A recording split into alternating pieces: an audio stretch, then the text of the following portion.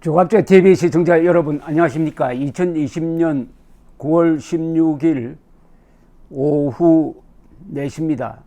요사이 국회에서 활약이 아주 왕성한 분이 있습니다. 국민의힘 신원식 의원입니다.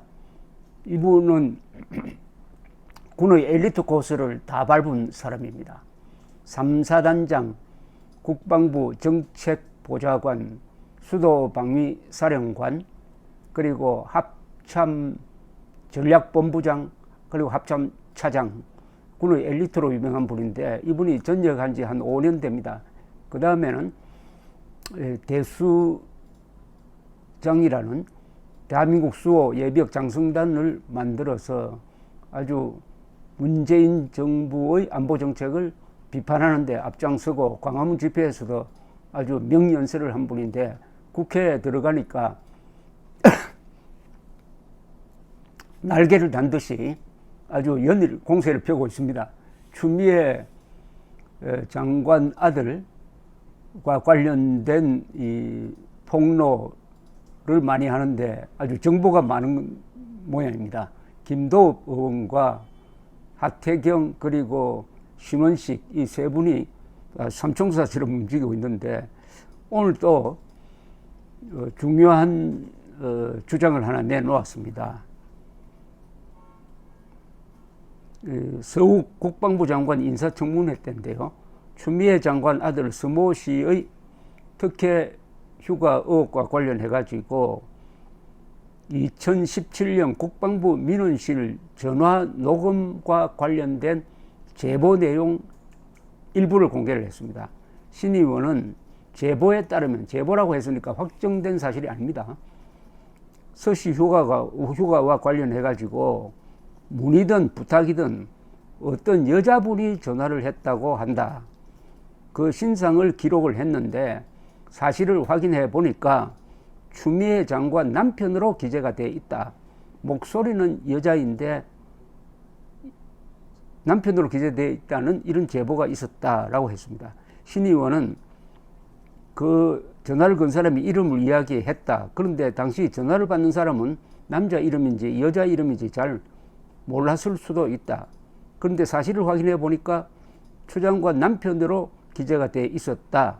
전화를 건 목소리는 여성인데 기재된 이름은 추 장관 남편 서성환 변호사였다는 취지의 주장입니다.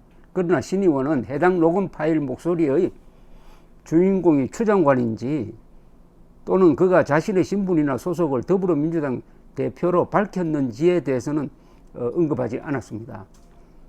또 추 장관은 지난 14일 국회 대정부 질문에 출석해가지고 국방부 민원실 전화와 관련해가지고 추미애 장관은 저는 그런 연락한 사실이 없다. 그래서 남편이 한 것이냐라고 물었더니 지금 주말 부부라서 남편에게 확인할 형편도 못 된다라고 했습니다. 그런데 이 녹음 파일은 보존기한이 3년인데 국방부 민원실 콜센터 서버에서는 삭제되었지만은 국방부 중앙 서버에는 보관되어 있는 것으로 밝혀져 가지고 검찰이 어제 압수수색에서 이 해당 파일을 확보했다고 합니다. 그러면 뭐 진위를 가리는 것은 이제 쉽게 되었습니다. 이 국방부 민원실의 남겨진 문서에 따르면은 부모 중에 한 사람이 전화를 해왔다. 그래서 이 카투샤 부대의 실무자가 상사로 되어 있습니다. 실무자가 전화를 건 그게 추 장관인지 그분 남편인지는 모르지만은 에게 전화를 해가지고 그 절차에 대해서 상세하게 설명을 드렸다 하는 내용이 적혀 있고 그 문서는 이미 언론에 공개가 되었는데 이 신원식 씨는 조금 더 구체적으로 그 파일이 남아 있다. 녹음 파일이 남아 있다. 그리고 전화를 건 목소리는 여자인데 여자라면 추 장관이라는 이야기인데 기록에는 전화 건 사람이 그 남편 이름으로 적혀 있다라는 그 정도의 이야기입니다. 어쨌든 이렇게 되면은 추미애 장관이 전화를 건 사실이 목소리를 통해서 확인됐다고 한다면은 추미애 장관의 국회 증언은 거짓말이 되는 것이고, 그게 아니고 남편이 전화를 했다고 한다면은 그건 거짓말은 되는 건 아닙니다. 뭐 도덕적으로는 문제가 되겠는데, 근데 이 목소리는 여자였는데 적는 사람이 추미애라고 적지 않고 그 남편 이름을 적었다. 그건 참 좀 풀리지 않는 수수께끼 같은 건데, 이거는 뭐 수사를 하면은 곧 나올 것으로 보입니다. 그런데 추미애 장관과 그 아들을 구하기 위해서 여당, 그리고 친여 매체, 그리고 무엇보다도 국방부가 나와가지고, 국방부라기보다는 국방부 장관이 나와가지고 상당히 좀 어색할 정도의 변호를 하고 있습니다. 이 변호라고 해야 될지 비호라고 해야 될지, 비호는 억지를 쓰면서도 자기 편이니까 감싼다는 그런 어감의 차이가 있습니다. 변호와 비호는 다릅니다. 변호는 논리적으로 법리를 따라서 감싸는 것이고, 비호는 무리를 해가지고 거짓말을 해가지고 억지를 쓰면서 자기 편이라고 감싸는 모습인데, 이 정경도 국방장관이 국회에서 그런 모습을 보이다가 좀 민망할 정도로 공박을 받고 있습니다. 어제 국회 대정부 질문에서 추 장관은 법무장관 아들의 군 관련 특혜 논란에 대해서 규정에 맞으니까 문제가 없다. 그러면서 해당 군부대에 관련 서류가 보존이 안 되고 있는 것은 사실이다.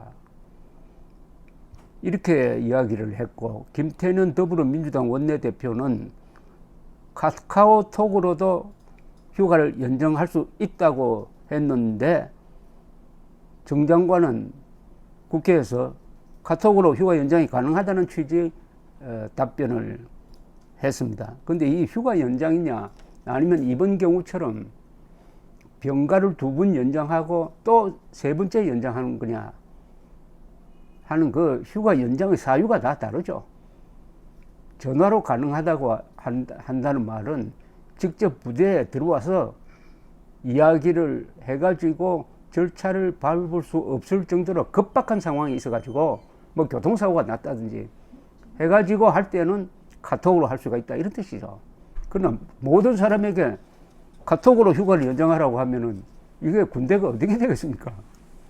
특수한 경우에 대해서 카톡으로 연장을 할 수 있다, 이렇게 말을 했어야 되는데,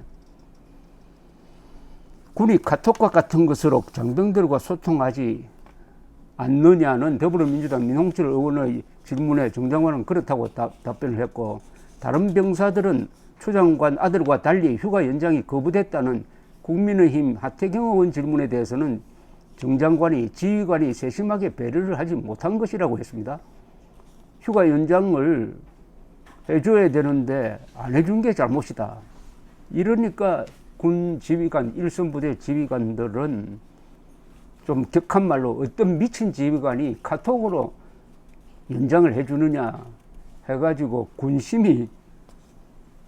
군심이 폭발 직전이라는 기사까지 실렸습니다. 그래서 추미애 아들 구하려고 스스로 군을 무너뜨린 군, 요게 지금 조선닷컴의 기사 제목입니다. 추미애 아들 구하려고 스스로 군을 무너뜨린 군. 또 어떤 기자는 국군이냐 당군이냐 이런 제목의 글을 썼습니다. 국군이냐 당군이냐. 국군은 내셔널 아미죠. 당군은 당의 군대입니다. 민주당의 군대죠. 민주당의 군대를 영어로 어떻게 표기하면 좋겠는데, 파티스 아미 좀 되겠네요. 파티스, 피플스 아미는 인민군입니다. 내셔널 아미는 국군입니다. 파티스 아미는 당군이라는 뜻이고, 요게 더 심해지면은 사병 집단이 되죠. 사병. 사사로울 그 사자입니다. 사병. 이거는 국군도 아니고 당군도 아니고 사병 집단. 어떤 개인의 군대다, 이런 뜻입니다. 추미애 아들 구하려고 스스로 군을 무너뜨리는 군이란 이 제목은 사실은 좀 너무 과격합니다. 스스로 군을 무너뜨린 정경두 국방장관 또는 군지휘부 이렇게 이야기를 해야 되겠습니다.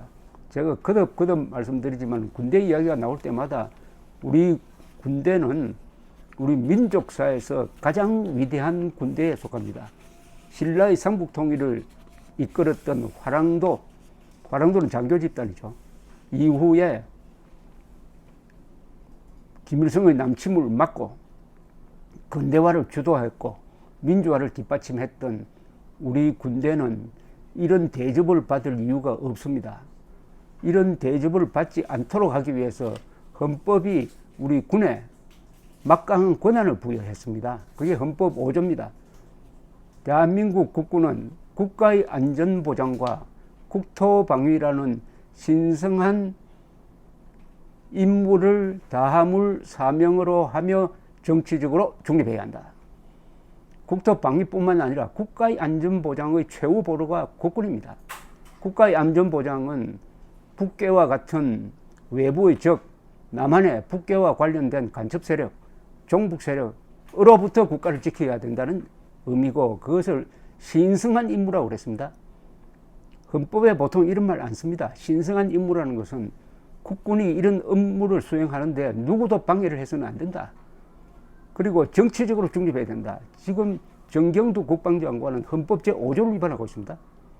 정치적으로 중립하지 않기 때문에 지금 당군이란 민주당의 군대가 아니냐는 비판을 받고 있는 것입니다. 정경두 국방장관 며칠 남지 않았습니다. 마지막에 뭐 좀 군인다운, 장교다운, 그리고 대한민국 국군의 전통을 이어가는 책임자로서의 자질을 한번 보여주기를 바랄 뿐입니다. 감사합니다.